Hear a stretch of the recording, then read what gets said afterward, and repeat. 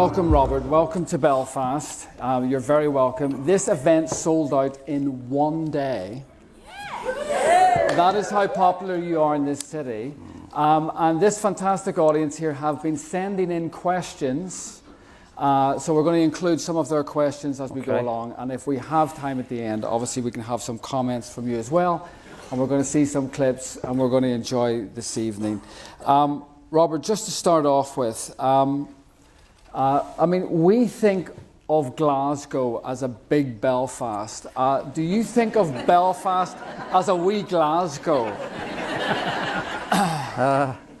Anyway, first of all, can I just say thank you very much for this, by the way. That's really amazing. I'm really touched and honoured to receive that. Thank you. Well, you're very welcome. You're very welcome.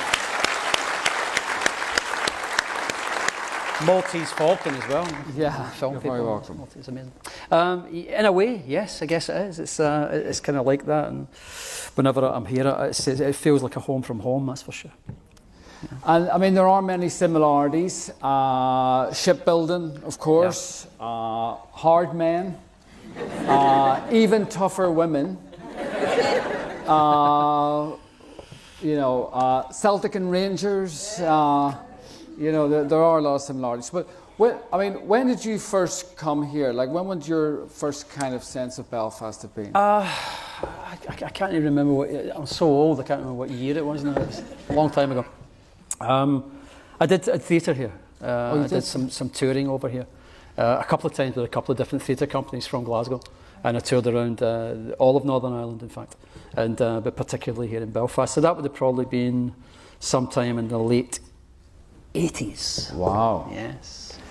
And what were the audiences like, say, compared to tonight's Smaller audience? than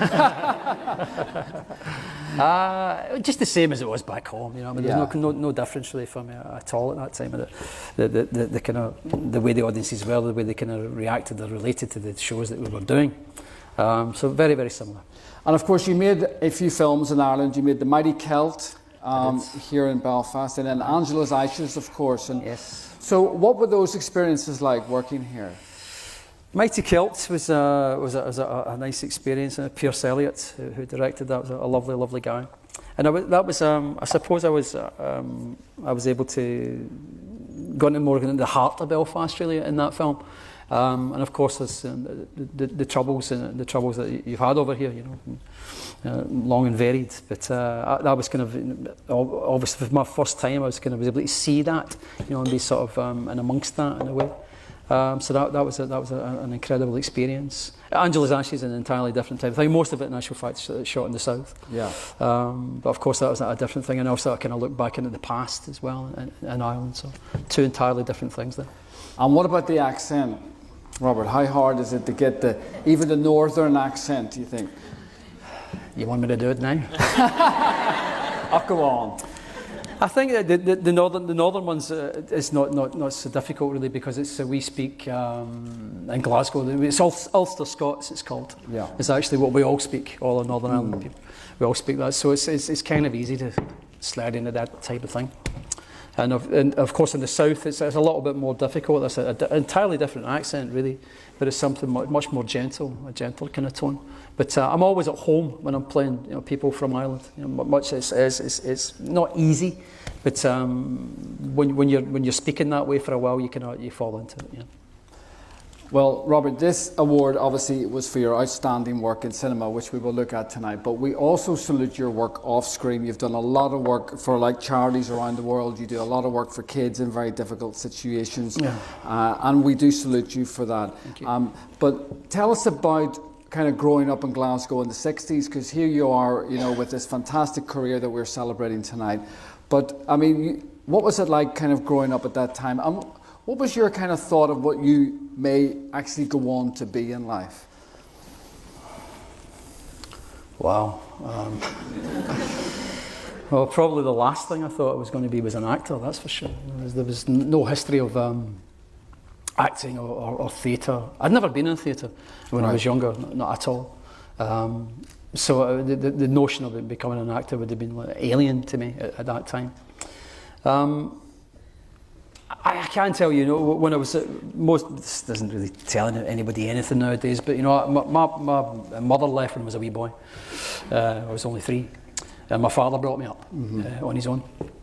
And he used to, that period from 3-year-old to probably 10, we would go to the cinema 3, 4, 5 times a week. Wow. And back then, you were able to go in to watch the movie, and you could actually watch it all the way through again. Yeah. They wouldn't even throw you out. So our living conditions back then was dirt poor. So it was always cosier and warmer and a cinema. So this kind of world here, this is what I grew up in places like this, and I kind of grew to love it. So that I was kind of, I suppose, attracted to it back then, but no notion really of being an actor. Maybe a notion of being a cowboy. That would have been something maybe what I wanted to do. But it wasn't really about acting. That came an awful lot later. And when did that come? Like, what was the thing, or what was the moment where you kind of said, I could be an actor? Genuinely, I don't know if it was any one specific thing that did it.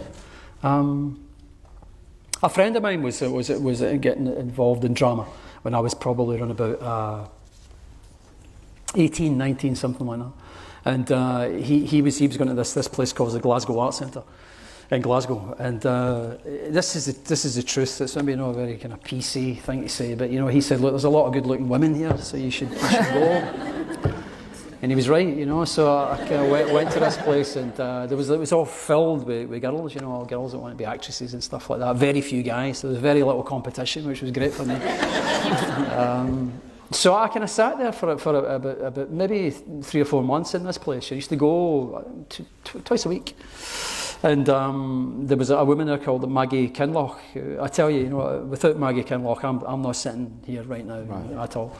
And she came up to me one of these nights, and she said, "What are you doing?" I said, "I'm just with my pal." And she said, "Well, do you know what? You come up and join in," because they were doing improvisational type stuff. And I was like, "Nah, no interested," And she said, "Well, you have to leave then." It's like, it's kind of harsh, but probably true.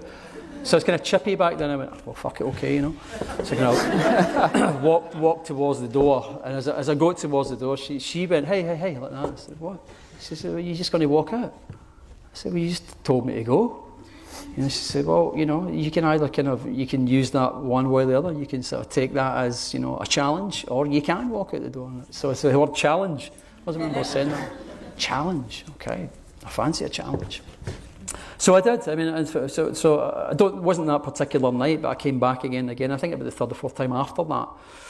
I got up, and they were improvising. I can't even remember what it was, but it's improvising something or other, and it was funny. And I spoke, and people laughed. They laughed, and it was like a drug. It was like, wow, I like this. This is good. And there was some kind of acceptance for me in this arena the first time. I've never told that story before, by the way. Well, we thank you for sharing it.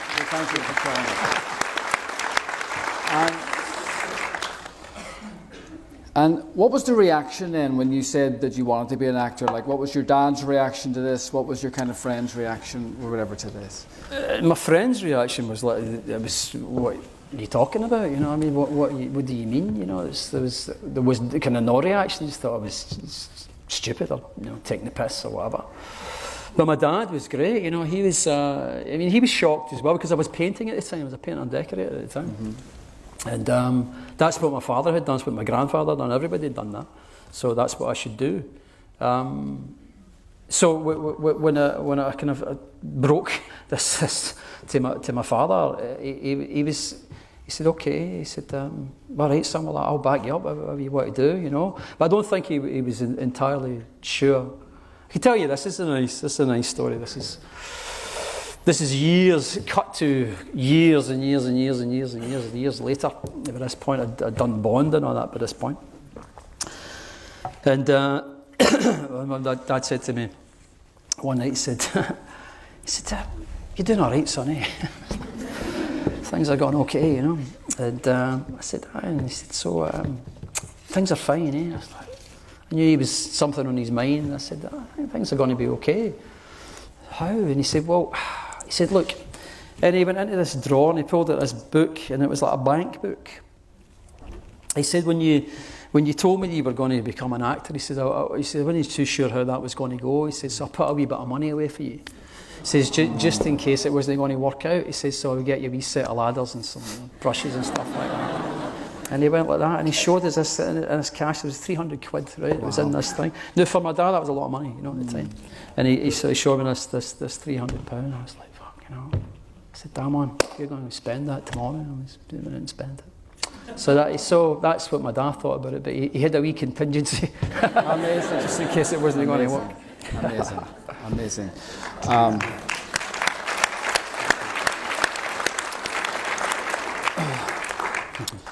Well, we were very fortunate last year, if anyone was here, to have Ken Loach on this stage, and that was a great night for us. And I know he played a big part in your early career. Huge.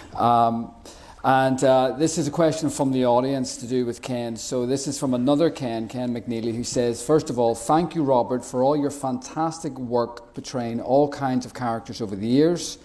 And happy to have you back in Europe again. Are we still in Europe? Are we? Okay, yes, no, we are. We're just about in Europe. But Excuse me. what he asks is, what are your memories of working on Riff Raff with Ken Loach, and would you agree that it's still a very relevant piece of work? Oh, I think it's definitely a relevant piece of work, there's no doubt. I think that's the kind of the notion of the itinerant building site worker is, you know, still going to this very day. You see them all over the place, you know. A lot of them coming from different parts of Europe as well. Stevie, the character I played, could be, you know, Vlad now or whatever, but these guys exist for sure. But Ken was it was brand new to me, really. I'd done a little bit of telly, I think, before Riff Raff. Riff Raff was my first. No, I'd been in a film or two, but it was small. Just certainly the first lead part, and it was extraordinary, really. You know, the way that he works is like no one else. No one works like Ken Loach, because you don't. First things is you don't get a script, which is odd. You know what I mean, in terms of most filmmaking. You get a notion, you get an idea, you get a name, you get what he does. Is what you get that. And then the whole thing is kind of improvised, or seemingly improvised from then on in. Of course, at the end of the filming process, he will produce a script and go, bang, there you go. And you look at this thing and you go, there's a lot of the stuff that you've said. And I don't necessarily get, he's like a magic, you know, he's a magician. He's a master in the most beautiful way, manipulator. He puts you in a situation where you can only really say the things that he wants you to say, almost, in a sense. It's a very difficult thing to explain unless you've been through that process. Even for actors, it's hard to understand. But you will, for instance, right, very, very quickly, you and I, in a scene, you know, we're in a cafe, right, or whatever it is, and say we're in this situation. So we go, bang, start, you know. So I'll say, God, that water's a bit warm, you know. And you'll say, well, ask for some more, and blah, blah, blah. So we go on for about 5 minutes like this. Ken will come over and he'll go, right, good. What did you say about the water? So I says it was a bit warm, and you go, right. Away you go. You think, right, I'll keep that. So you start next time, water's a bit warm. And so it goes like this. Yes. So he'll come back in every couple of minutes and go, what did you say? So you go, right, I'll keep that. So it's sometimes a long process. We can, the most takes I've done is maybe about 46 takes in a scene. So it can wear you down, there's no doubt about that. But through that, he just doesn't want to tell you to say it. He wants that to come for you. He wants you to find that truth, you know, because it is such a false thing that we do. And trying to kind of keep any kind of reality in it is very, very tough, very difficult. So Ken's way of doing that is to kind of grind you down into a corner that you can only really say, water's a bit warm. Water's a bit warm. Well, that was 1991, and then you later worked with Ken again in 1996 on Carla's Song, where you played this Glaswegian bus driver who falls in love and then goes off to war in kind of Nicaragua. What was your experience working on Carla's Song? I loved Carla's song for many, many different reasons. Of course, it was, for those of you that don't know what the film's about, it's bus driver. I play a Glasgow bus driver, and he meets Nicaraguan, almost refugee person in the streets of Glasgow, dancing in the streets of Glasgow, and he becomes kind of besotted by this girl, and he wants to kind of somehow look out for her, look after her, and take her take her into his life. So half of the film's in Glasgow, and the other half of the film's in Nicaragua. So Ken Loach, it's all about surprises and tricks and stuff like that. First thing was for me, he phoned me up and he said, "Do you want to come and do this film?" "Yeah, you're a bus driver." Hang on. I'm like, fucking better learn to drive a bus now. So that's the first thing that I did. Went and did this. So again, I managed to do that, learn to drive a bus, passed the test, did all that kind of thing. And I found out, of course, that when I passed it, they were all in Nicaragua filming at the time when I was there. There was this eruption took place in Nicaragua, because if I hadn't passed that test, the film was no more. Because Glasgow Council had said there is no way we're letting an actor jump on a bus unless he knows what he's actually doing. So all the stuff, if you ever see the film of me driving the streets, is all real and true. Well, this is great because we have a clip of you driving the bus. So we're going to see a clip from Carla's song, directed by Ken Loach, and then another clip from Ravenous, directed by Antonia Bird, that we can talk about when we come back. Okay, so here, this is clip one. Thank you. The late, great Antonia Bird. Explain to us about her and what was so special about her. Antonia Bird, who directed Ravenous there, she was a tremendous influence on me. I did 4 films with Antonia. The very first one that I did probably is the best one to talk about, a film called Safe. Which is about homelessness in Londden, sort of cardboard city, stuff as it was down there in the 90s. And she'd seen Riff Raff, so she was. Of course, it's the thing when you work with people like Ken Loach, then you got to work with Ken Loach type directors as well. It's the great things like Circuit.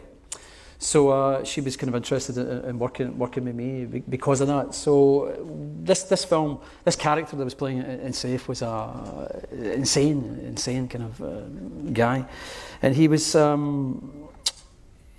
It was very, very difficult because she'd cast all and about me. He was the leader of a pack of homeless kids, basically, and all around about me, she'd cast like real homeless people, stuff like that. And it was like, it's typical Antonia, it's just a crazy kind of thing to attempt to do. And it's very, very hard for me to kind of get in the rehearsals, I should say, and the weeks. We had 2 weeks to rehearse, which again only Antonia would have that. You don't get any rehearsal in film, certainly not nowadays. It was very, very difficult for me to control these kids, because I was supposed to be their boss, their leader, but they were like, fuck off, and they were like running all over me, So I didn't know what to do at all, and I remember saying to Antonia, I don't think this is going to work, I don't think I can do this, And I said, this rehearsal thing is not working. She said, what do you want to do? I said, I don't know, I don't want to be in here. So I went away and I came up with this bizarre notion. I thought, well, okay, I'm going to be homeless, so I'm going to go on the street, and I did. So I took 27 pence, I remember, 27p, 2 fags, and I went into London to Waterloo, the Waterloo Arches as they were. They're probably gone now. They're still there, I don't know. And I thought, because I'd been past there a lot and I'd seen a lot of homeless there, and I thought, well, this is where I'll make my home for a week and a bit. And so I went into one of these arches, pulled back the tarpaulin, it was like, smell, and it's just difficult, and I sat in there, I lit one of the fags, and I thought, I was scared, I was definitely scared. Finished the cigarette, very quickly lit the other one. I thought, if nobody comes in the time I've done this cigarette, I set them off. Halfway through, tarpaulin bursts open, and there's these 2 guys come in. I was looking and I was going, what are you fucking doing in here? And there's a Glasgow accent. Belfast. So I just gave this bullshit story for this guy about why I was there, you know. And he was Jada, his name was. I always remember this guy Jada, and he was big matted dreadlock kind of hair. You know, there's a kilt as well, and jeans on and stuff. This kind of kilt. It's a pathetic kind of sight, really. And his pal was just staring at me. He was the dangerous one, you know. He was just kind of looking at me, didn't he say a word. Anyway, so after about 10-15 minutes went by, he pulls out his pocket this bottle of milky looking liquid kind of thing. Goes like that. Gives it to me. What the fuck is this, you know? So if I don't take it, I'm in trouble, you know. So I thought, okay, I'm in trouble if I do, trouble if I don't. So I took this, drank this stuff. I just felt my whole body going on fire, you know. It was like it turned out in the end. I found it was meths and milk. It's meths and milk. Wow. That was a tipple of choice. Wow. You know. And I coughed my guts up, you know, and they started laughing and stuff.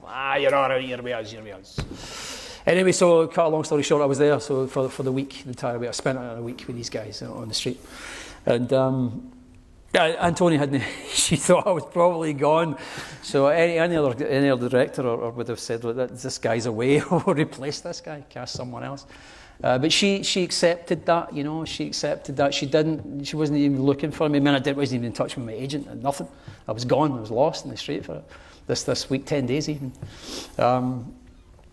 And then I went back to my friend's flat where I had been staying, and he was, what the fuck have you been? So you've been people calling you this stuff. So so eventually there was schedule had arrived at this point kind of thing, and I got Antonia's number and I said, look, it's okay, I'll be back, and that's all I'd said kind of thing. She kind of said to her, well, it's all right. And I turned up, I went to a hairdresser's in the town and got with dreadlocks and stuff in my hair, and stuff like that. And I went to a charity shop and got these. I dressed like Jada, basically. I thought, well, that's who I'm going to be. And I turned up eventually on the first night filming to do it as Jada, you know. And the producer tried to get me taken off the set. He didn't realise. I'm in this. It's okay. It's all right, you know. So through Antonia accepting that, and Antonia working with me on that, that led to, again, me being here. You know, she was just wonderful, and she understood. She's so understanding. She loved actors. You know, she loved people, but she certainly loved actors. She put your arm around me so many times, you know. And then subsequently, since then, I worked with her in 4 other films. And tragically, she passed away about. God, I don't know. It seems like, you know, yesterday I was talking to her, but she passed away maybe about nearly 15 years ago now. She was very, very young. You know, she's in her 40s. She's had cancer. I miss her. You know, I still miss her. She was a great woman. Talented director. Great woman. A real loss. Real loss indeed. Now, Irvine Welsh, of course, played a big part in your career as well, and you've started working with his words in theatre first of all. I did. So, kind of tell us about that, and then how that then came to introduce you to the film in a way. Well, Trainspotting, the book came out, and it was such a big deal, you know. It's particularly, I'm sure over here as well, but it was a big deal in Scotland, you know, in Edinburgh and in Glasgow. And at that time, I had my own theatre company. At that time, myself and 4 other actors had set up. We did this thing that all actors talk about, is like setting up your own company. We did it. And I was directing at that time. That's really kind of what I was planning to be, really, at that time in my life. Anyway, so this book, we thought, this is great. We used to devise stuff. We would just devise and improvise things. So we would just give it a title like drugs or like prostitution, or whatever it was, and we would improvise around about this subject matter. So we thought, let's steal some of this. This great book. So I did, and kind of plagiarised lots of Trainspotting and our work with Rain Dog Theatre Company, it was called. So from that, so I knew it very, very well.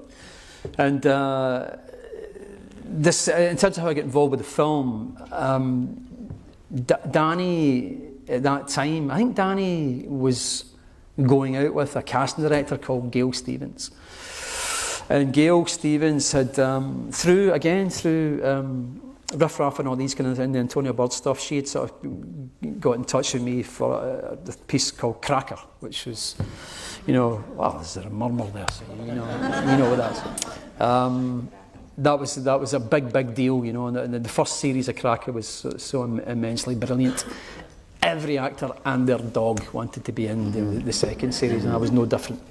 And I was lucky enough to Gail Stevens, and she used to, brilliant casting director, she'd go to the theatre, she'd spot people and stuff like that, and she knew me, and she came to see Rain Dog stuff.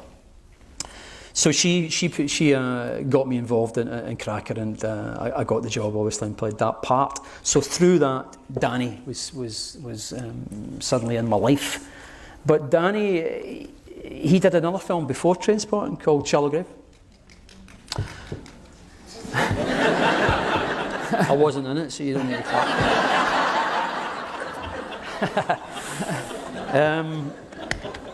Anyway, I was up for it.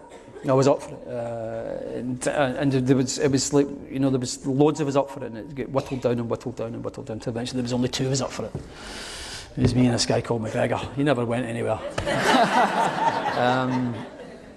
So anyway, I went to see Danny. I thought, he's so precise, Danny. It was the 4th time or something I'd saw him reading this script, reading this piece for a script, and I went to see him again, and we in this hotel in Glasgow, and he said, I'd read it, and he says, great. He said, do you think you could do a bit more kind of middle class kind of thing, I was like, no.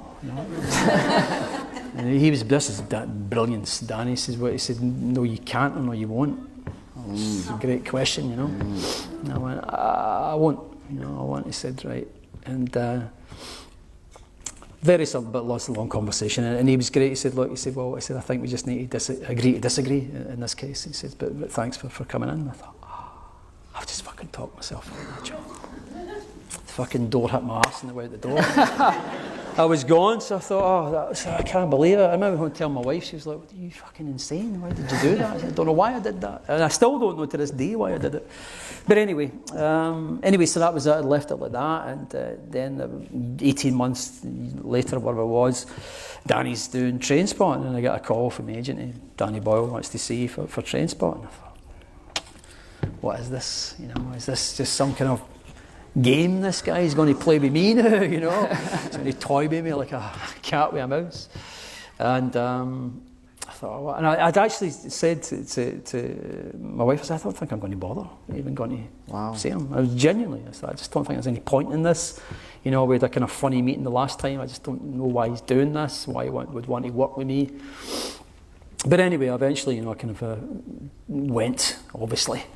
To see him, and the first time this had ever happened to me, it was the beginning of everything. From that point to now, things kind of became like this, because I was actually sitting down in the chair, and he said, right, Ewan's playing Renton, would you want to play? Wow. What? Can you believe it? That was the first time that ever happened to me, and I don't know, because at that time, age-wise as well, Renton was probably the thing that I would have done, I said, I really don't know, and I said, well, Sick Boy, maybe, I suppose, And Danny said, well, what about Begbie? I was like, nah, forget it. No way. Why not? I said, because he's a monster. He's a big monster. He's a big monstrous beast of a guy. I'm not. And this is Dan. I wish I could steal this, claim this line, but it wasn't me. And he said, nah, he said, small cycles are the best. And I did it.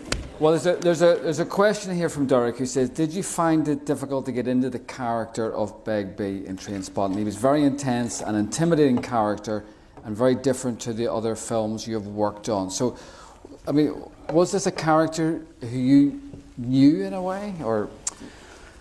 I'd met loads of Begbies, I suppose, growing up, Begbie types. But the thing about Begbie is that, I've often said this as well, that he's not really. It's certainly the first film, he's not real. It's not really meant to be real. The whole of Trainspotting is very heightened, and it's a kind of very heightened kind of look at kind of drug addiction and all the rest of the things that go along with the film. So it wasn't really I wasn't basing them on anyone. I wasn't thinking about anyone in particular. And I mean, this other part of the question is no, it wasn't difficult to do, because he's such. I just seen him as so big. As I said, the first story I told you, he's such a big. Everything's big about Begbie. Everything. I mean, he walks, talks. Everything's big. I thought, well, that's that, and I'm not like that. I'm the opposite of that, really, you know. And so I thought, well, I'm just going to dive into this bigness of this character, and I loved it. I love playing Begbie, you know, and I love playing him again, you know. And then 20 years later, he's such a great character to play. Well, it's an extraordinary performance, and we loved it the first time, and we loved it the second time. Trainspotting 2, and there were so many questions about the Blade artist, so many questions about like other Begbie kind of possibilities, and is that going to be turned into a film, and would you do it? And so yes, and yes. I would definitely do it. It's hard because the Blade artist is the book, Irvin's book, is I love it. I think it's his strongest narrative, I think, in all of his books. But he's so it's nuts. It's just mental, you know. And trying to get finance for that is quite difficult, you know. And I would really want to do it with Danny, you know, if we were going to do it. We spoke about it. And Danny's kind of up for it, but I think Danny's point of view about it is that he's in love with all of us, you know, all these characters, whether it's Begbie, Renton, Spud, Sick Boy, all of them, that he doesn't really want to kind of isolate one, you know. So it might be a while. Also, the thing is that he's Begbie's older, and Blade artist, he's in his 60s. I'm not far away from that. But just the same way as Danny did for Trainspotting 2, he never wanted to make that until we were pretty much the right age, you know. I remember talking to him years ago, saying, well, we could put on makeup, we could do. He says, you can, of course you can put makeup on, but you don't have that life experience, you don't have that thing. And he's right. So I would think if Blade Artist is going to happen, it's probably going to be a good 5 years down the line. Well, we're going to look forward to it. 5 years' time, okay, 2024. Let's look forward to it. Now, you had extraordinary success at that time, Trainspotting, Full Monty, etc. And there's a question here from Matt who says, was it a big culture shock from you to go, quite frankly, from starring in low-budget British films such as Riff Raff, Full Monty, etc., to a big Hollywood production like The World Is Not Enough, 007? And how did you handle that kind of big move up into that big film? Well, you know, it was a privilege, you know, to be involved in it, really, you know, and be involved in that franchise. There was so much. I mean, I could bore you all night with stuff about James Bond. There was just things that happened that just take your breath away, you know. And one of the nice things, a nice little story, I think, is my very first day, you know, when I was filming in Pinewood on the 007 stage, which is like Hampden Park, massive place. And it's so big, in fact, there's a little guy on the door of this stage, and his radio was on. You know, it's so big, he can play the radio and you don't hear it all the way down there. And it was that's, if you remember, there's a Robbie Williams song, Millennium. Yeah. Remember? And that song, there's the James Barry theme. Plays in that. Yeah. That was You playing Only Live Twice. Just as I was going on the door into that stage. That theme was playing. I can still feel it, and I was like, oh my God. I looked at the wee guy and I was like, yeah, that is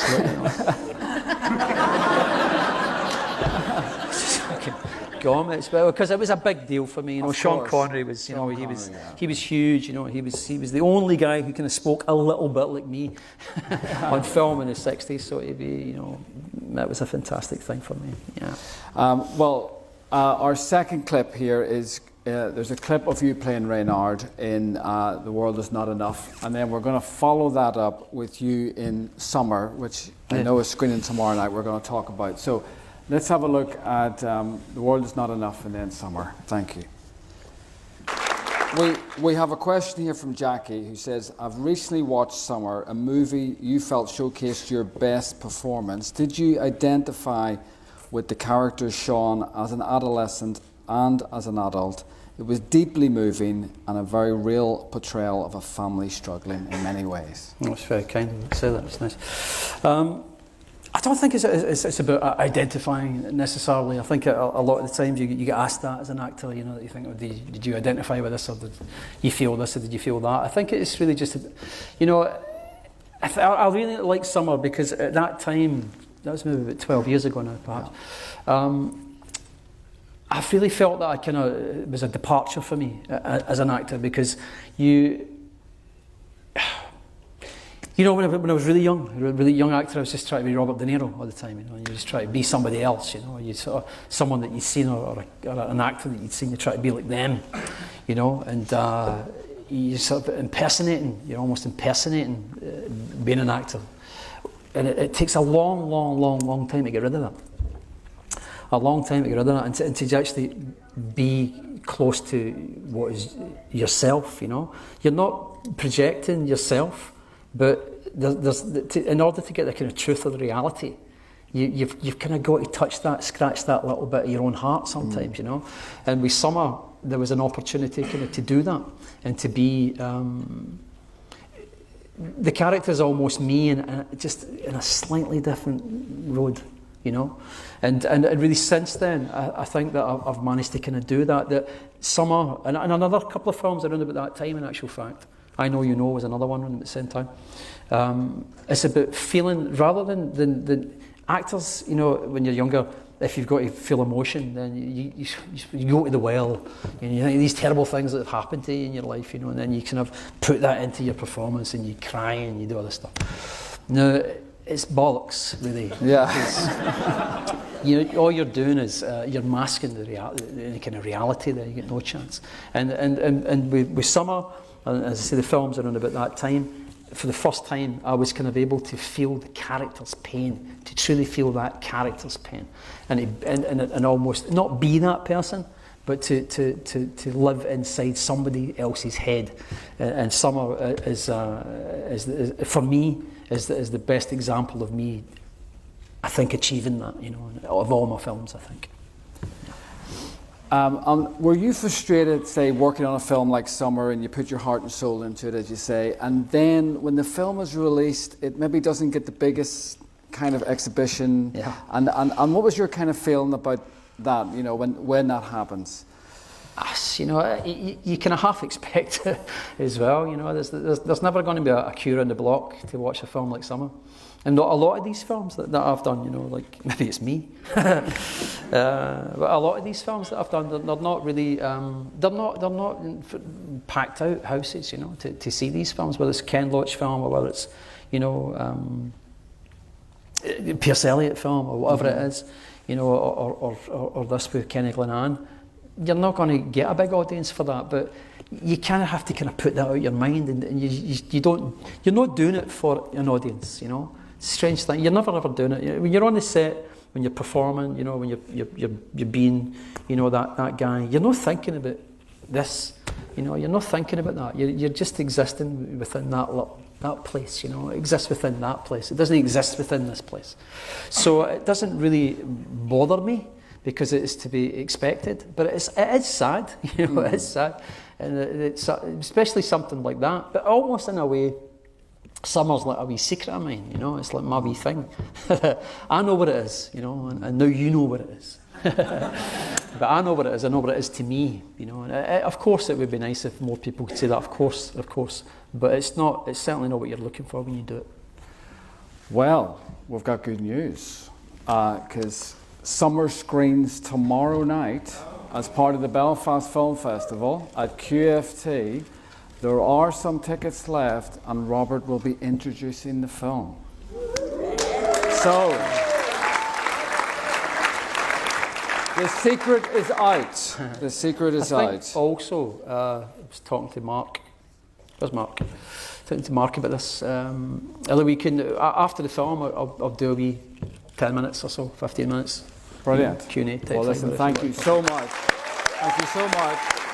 And please try and come along. Please try and come along. Now, there are some questions that I should ask you here from the audience. A couple of key questions. One from Jack, who says, where is the most beautiful place in Scotland? My back garden. That's a good answer. Max wants to know, every actor's nightmare, have you ever been recognised in a public toilet and been asked for a selfie? If so, how do you react? Not a selfie, because it was maybe a wee bit before that, but I swear to God this happened. I swear to God. As you do. This guy comes in, it was this, I remember he was on that side of me, so he's in like that. He goes like that.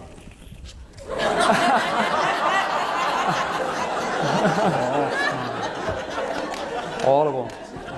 Maybe not at the moment, you know. Maybe not at the moment, yeah. It does happen. Francisca wanted to know, is there a role you auditioned for but didn't get or declined and regret? Thanks. Thanks. Was there anything that, apart from Shallow Grave Yes. that you spoke about, but was there any other roles? No, not really. There's things I've turned down, you know what I mean? But you don't really want to talk about it too much, because that's somebody else's job and it's somebody else's life and career and stuff like that. But there's a few things that I've turned down that people have done, have went off to become, very well known. So there is the one I will talk about because it's sufficiently long enough in the past. But I wish I'd kind of done it because I liked the show. It was a TV thing called Life on Mars. Oh yes. Yeah, that was there. That was an offer, and I was kind of thinking about it back and forward, about this, and until eventually, they were great. They said, well, you can play either of these parts. So I got in touch with my pal Ray Winston, and I said, well, do you fancy this? So he was looking at it, and we were both going to do it. And I can't really remember what happened. Genuinely can't remember what happened to kind of knock that one in the head. But I turned it down in the end. I kind of regretted that because I thought it was a really good thing, an interesting thing. Yeah, it was a great show. If you remember, it was a cop show where they time travelled back to the 1970s. Yeah, it was like the Sweeney part of it. That's what I liked about it. You and Ray Winston, wow, wouldn't that be amazing? Life on Mars. Now, you decided then, we're kind of jumping forward a little, but you decided then to direct a film. Your first feature, Barney Thomson. So, tell us about that challenge. You had so much experience. You'd worked with a lot of directors, but why did you want to take that on? Barney Thomson, it was a strange one because it came to me just as an actor. Long time before I directed it. And I didn't fancy it, and I said, had turned it down. And it kept coming back. It's like his own life, this thing. And I swear to God, it must have came about maybe 5 or 6 times. I remember saying to my agent at the time, look, don't send that. Don't send this Barney Thomson thing. And it was coming from all different, he wasn't even sending it. Other people were sending it. It's a fucking thing. But anyway, so I got rid of it and I was over in Vancouver by this point, West Point time. And there was a Canadian producer friend of mine there, and he said, there's a script, he says, a Scottish thing you might be interested in. I said, sure, I'll read it, And he turned up the next day, he was fucking Barney Thompson. This thing's following me around, So I said, look, it's not for me because it's Glasgow, but it's not Glasgow that I recognise. There was something just lacking and it missing in it, And he said, well, that's maybe because it was written by a Canadian. I was like, I understand now, it's not right. I said, well, look, if I was going to do it, I'd need to I've got a writing good friend, Colin McLaren, is my writing partner now, and I said, I need to give it to Colin and he can maybe do a draft on it. And so the guy eventually, terrible, I can't remember his name, but he was great. He because he had no luck with this thing, and he said, just take it, So then I went with Colin, and at the time I was only thinking about, as being Barney, and trying to kind of get that right. And so as it went further down the line, it looked as though we were getting money was starting to come in with this thing, and but there was no director attached to it. So again, it was the producer said, "Well, why don't you direct this? It's insane, you know, to be in it and direct it. You know, I never thought wouldn't be possible to do that." But I sort of lived with Barney for so long that I kind of knew him, that I thought, well, you know, maybe I can do this because I don't have to spend too much time on the characterisation. This time I can maybe just do that. So the way that I kind of done it was I suppose interesting. That a friend of mine, his son, was a good young actor, Mark, and I went to Mark and I said, look, do you want to come and be my stand-in in this? But you know, it's going to be more than that. You know, so I don't want you just I want you to learn it, actually become Barney. You know, another Barney, because I'm not going to be able to kind of do an awful lot of rehearsals. Going to need to set up the shots and do this kind of stuff. So Mark did this. Mark came in and he became Barney. So Ray, Winston, and Emma Thompson, these people, they didn't feel as if they weren't getting rehearsal. They weren't getting time. They were getting actually more. But and Mark was great. So he was brilliant. He was an impersonation of me. He was doing, it was fantastic. So he did that, and I kind of sat outside and kind of set these shots up, and was able to kind of get through it because of that. But you know, I'm proud of it. You know, I think it was a good thing. We shot it in 30 days, less than 30 days, something like that. I remember one particular Friday, there was 36 setups in the Friday, wow, which is bizarre. It's a lot, by the way. Yeah, 36 setups is a lot, and we managed to kind of get through the piece. It's very dark, very funny, and you've got a great cast in it. As you say, you had Ray Winston, Tom Courtney, and Emma Thompson playing your mother. I mean, it's an extraordinary kind of performance, and no one would ever have seen her in that role. But how did you see that? What did you see in her?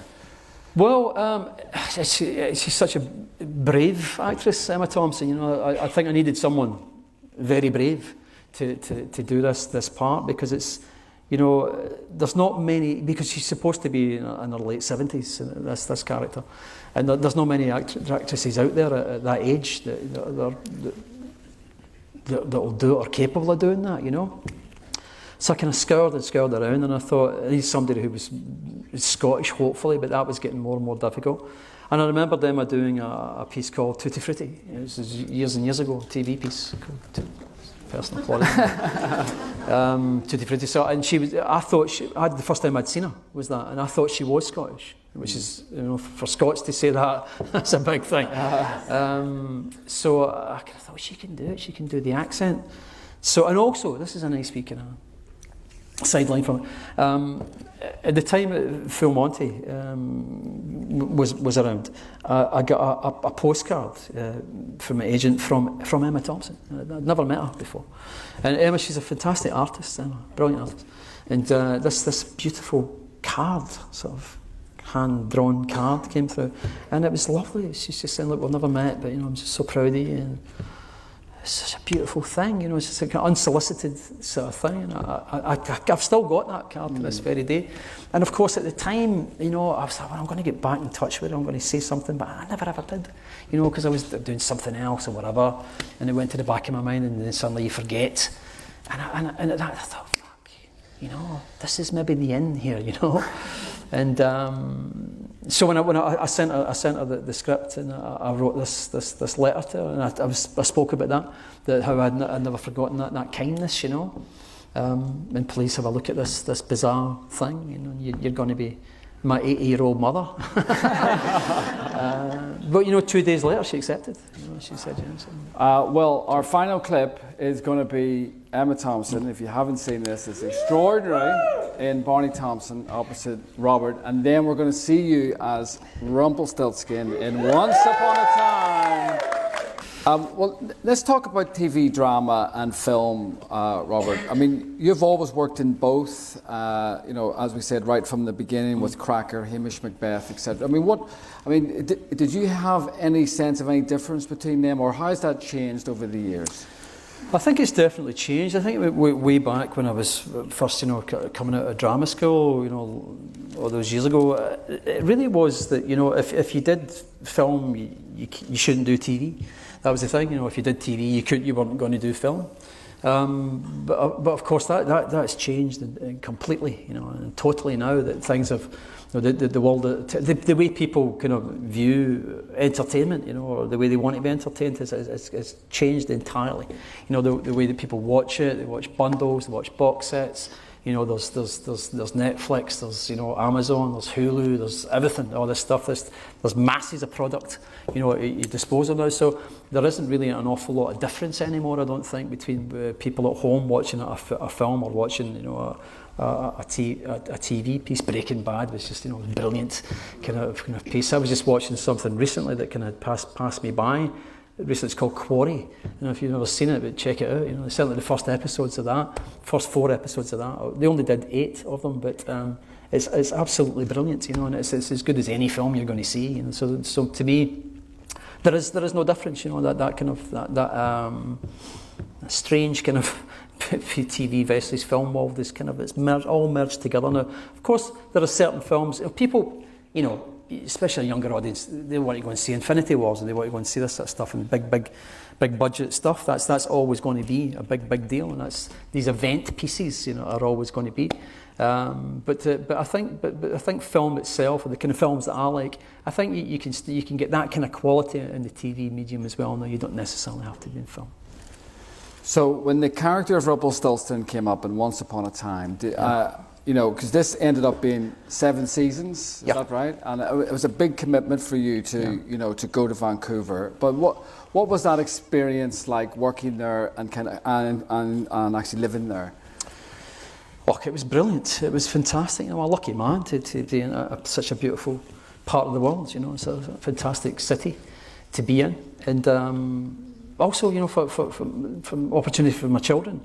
To go there. When I went out there, my youngest was 3, and he's now 13, and we're still out there, So they've grown up there, they've went to school there, and they have they've had a different kind of, life, certainly from the one that I had when I was growing up, and I'm happy for that, and it's they're enjoying it. It's kind of difficult because we think, what are we going to do now? This show finished around about this time last year. Matter of fact, exactly this time last year, Colin, exactly this time last year, it finished, and we were packed up, ready to go, and my wife and I, we could see that the kids were a bit kind of like that, ask them, what do they want to do? And we said, well, what do you want to do? We want to stay. They said, why did I say that? So we're there for a bit, and let them kind of maybe finish their school there. So who knows? It's just it's all work related and work dependent. So we shall see. But it was a fantastic experience. Loved it. Met some great people. This guy, it was brilliant. Made some great friendships during that time, which will continue. And I loved it. I loved playing Rumpel. Great part to play. And did you find a whole new audience playing that character of Rumpelstiltskin? And, yes. and how did that differ from the kind of other fans who might have approached you before that? It was entirely different, of course. I don't think, certainly over there in America, because most of these films that I've done are like low budget stuff, independent stuff, they don't really travel, and they don't really travel to the States.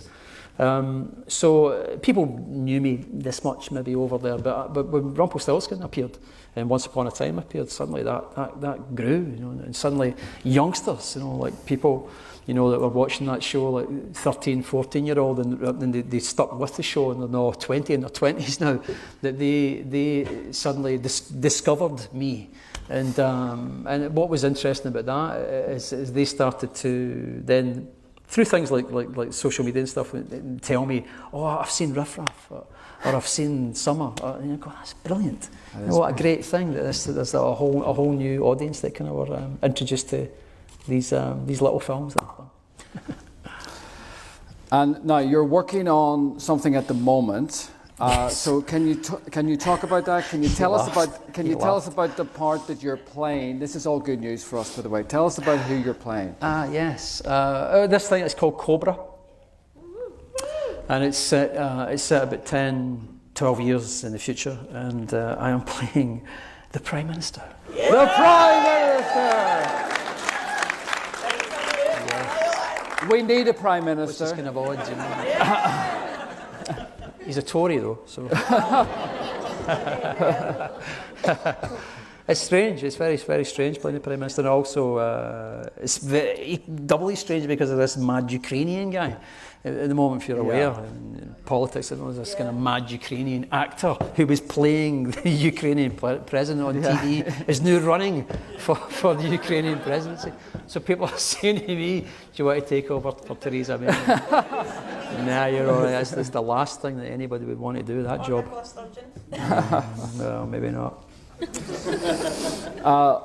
Well, Robert, you've come here over the years, and what has been amazing has been the transformation in this place, in this city. And as you know, the TV and film industry here is booming at the moment. There's amazing things being made here.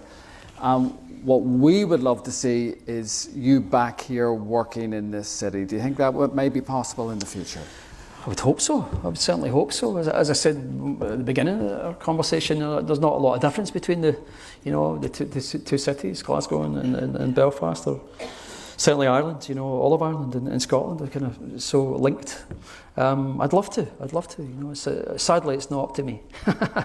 If it was up to me, I'd be doing that. Of course, I do have. There's directing projects that I have as well, which are kind of on the go at the moment. So. There might be something here. There might well be. Brilliant. Yeah. Well, we would love to see that, wouldn't we? We would love to see that. We would love to see that.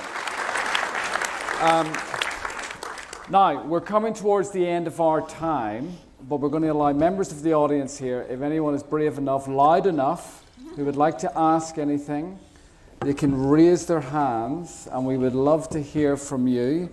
Now, I'm going to come to you in a moment, but if there's anybody at the back here before we move down to the front, is there anybody? Yes. Speak nice and loud if you can. First of all, I'm a huge fan.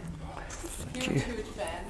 I just want, if it's possible, can you do the rumple?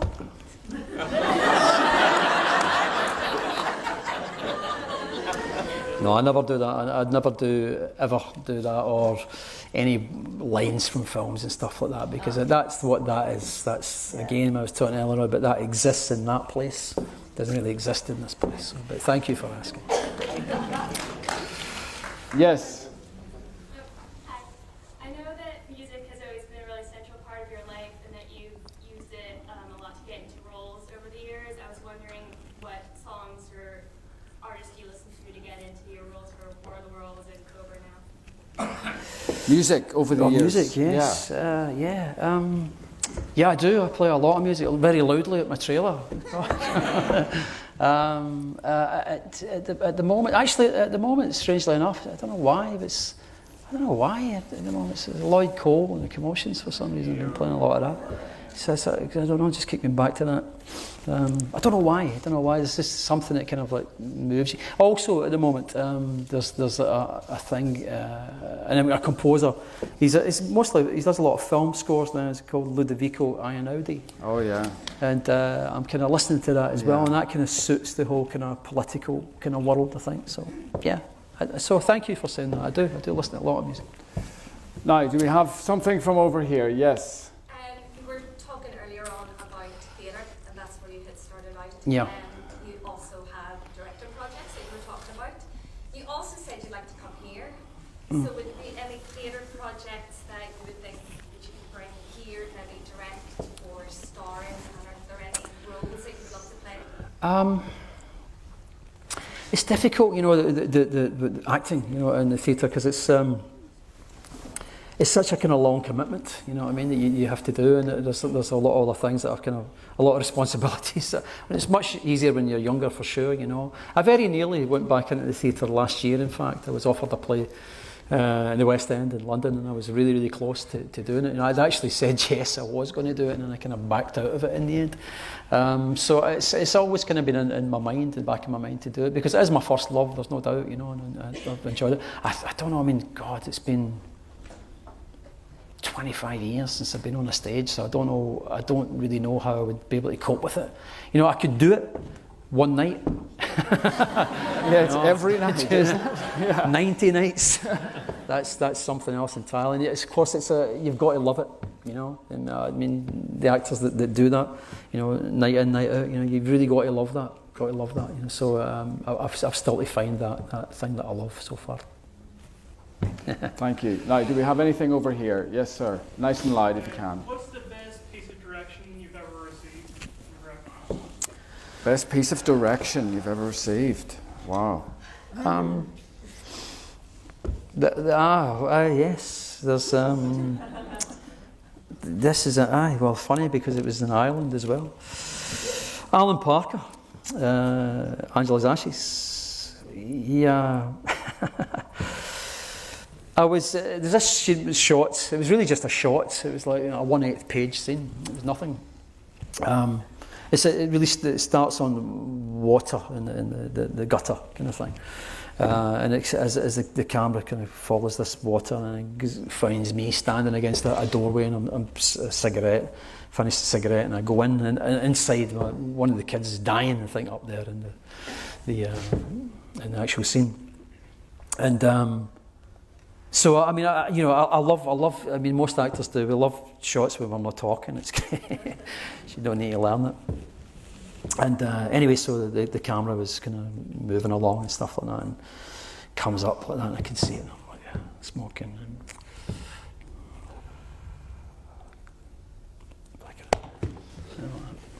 Then Alan Parker came up and he said, "Right, you've got the fucking BAFTA. Just get in the door."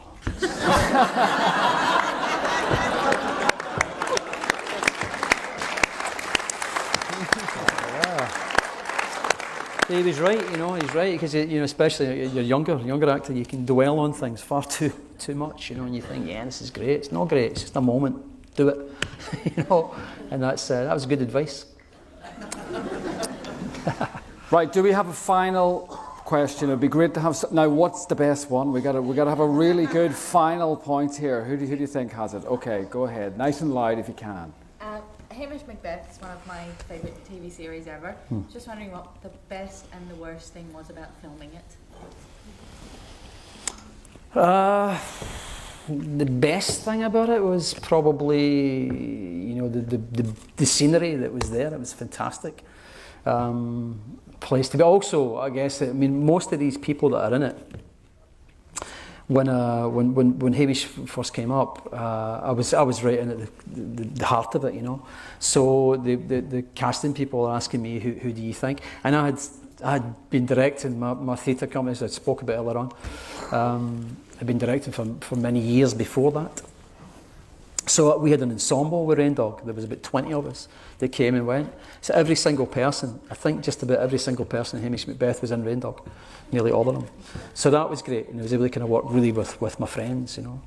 So that was the best thing about it. The worst thing about it would probably be about the midges. You know? Man, that's just the worst, the worst, you know. I try to whack in front of that. You turn around, there's a cloud in them, you're like, oh. Horrible kind of... They are the protectors of the Highlands. Yes, they are.